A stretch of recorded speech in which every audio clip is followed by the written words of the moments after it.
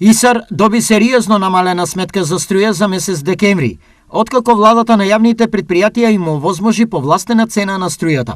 За месец декември добивме сметка за струја во износ од околу 1.440.000 денари, односно за 1.400.000 денари е помала сметката за месец декември, бидејќи во месец ноември добивме сметка од 2.850.000 денари. Што ова значи за ИСАР со оглед на лошата финансиска состојба?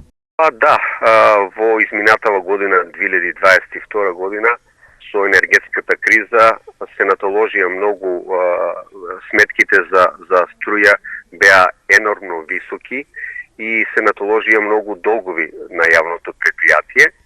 Со намалувањето моментално на сметката, се надеваме и во иднина ќе добиваме слични сметки, ќе можеме да ги враќаме, да ги сервисираме долговите према нашите добавувачи.